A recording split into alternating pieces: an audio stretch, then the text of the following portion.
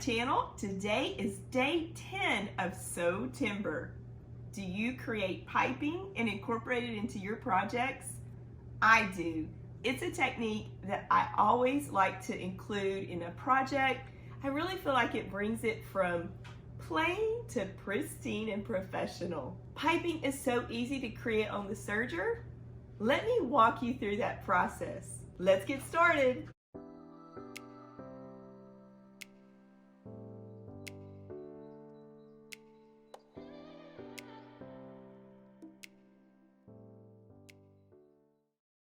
For us to create piping, it's really important that we have a cording foot. So check the machine that you have and see if you are offered a cording foot to create piping.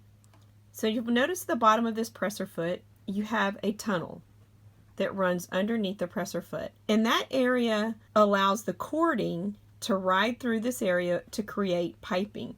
So when we're placing the cording in the groove of the tunnel, it's giving your machine constant contact between the bottom of the foot and the piping, which will be running in this little tunnel, and your feed dogs.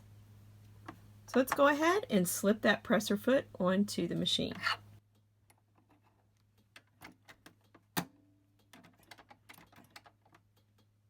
Now to create piping, we need some cord, and I've pre-cut a strip of fabric. This is going to be the fabric that I'm going to use to create the piping with. So here I have a piece of cord. I'm going to raise the presser foot, which it's raised right now, and I have my needles up.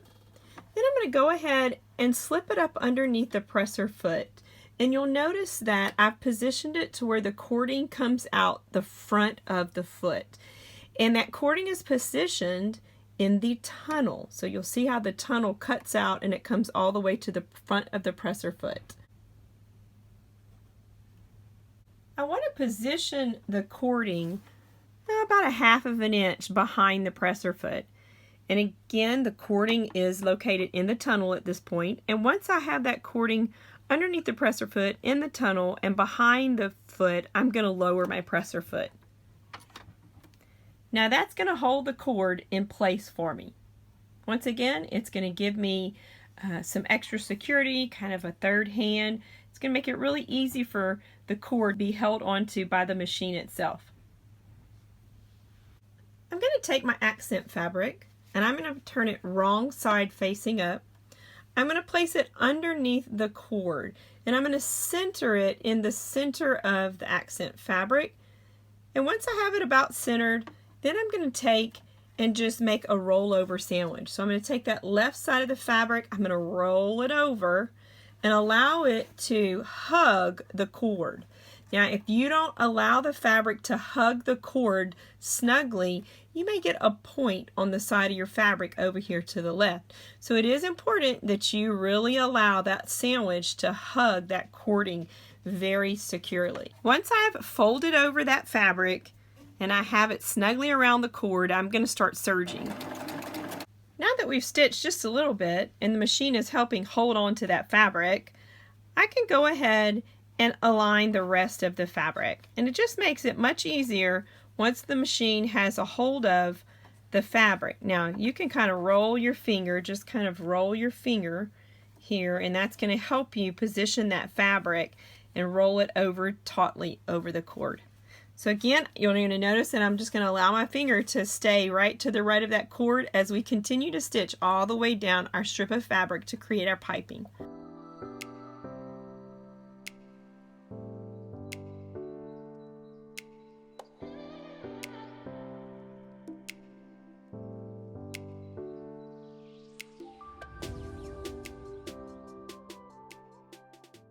So now we have our piping created, ready to go for our project. You can coordinate your fabrics in whatever accent fabrics that's going to coordinate with your projects beautifully. And when you create your piping ahead of time, you're going to be so happy when you run over to your project and start to place it in the project and the piping's already done. Now let's take our piping and let me show you how to sandwich this piping in between two pieces of fabric. Now just like we were doing before, when we started to create our piping, I want to raise my needles to that highest position, and I'm going to also raise my presser foot And you'll notice that one side of your piping, the cord is much longer. That's the original side that went underneath the presser foot and behind the presser foot. So we're going to once again start with the longer piece of cording and place it underneath the presser foot and behind the presser foot. My presser foot's up. I'm going to slip it back up underneath the foot. And then whenever I feel it in the groove, I feel that the cord is in the groove, I'm just going to slide it towards me until I see the end of the fabric peeking out from the front of the presser foot. Once I notice that, I'm going to once again lower my presser foot. That's going to hold onto my cord securely. And then I'm going to grab my 2 pieces of fabric. So here I have 2 pieces of fabric. And I'm going to place 1 piece of this fabric underneath the piping, right sides up. And you'll notice the serge stitches are facing the right side of the machine towards the blade. And when I place that fabric underneath the piping right side up, I'm just going to align the edges of the fabric with the edge of the piping, and I'll just scoot the fabric up to where the fabric on the piping starts. And once I have that in place, I'm going to grab my other piece of fabric and place it right sides down. So now we're making another type sandwich. Instead of a rollover, we have like a half of a sandwich. Right sides down. And then I'm going to continue to align the right side of the fabric with the right edge of the cord and the right edge of that base fabric.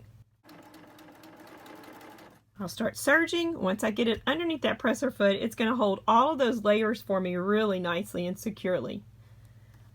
Now we're going to serge all the way down the edge of the fabric, and the cording is just going to guide into the tunnel of the cording foot.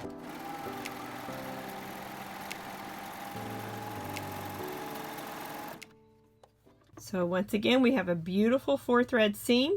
Let's open it up. And now we have a beautiful piped edge in between those 2 pieces of fabric. Piping always adds a beautiful accent to my projects. Thank you for joining me for day 10 of Sewtember.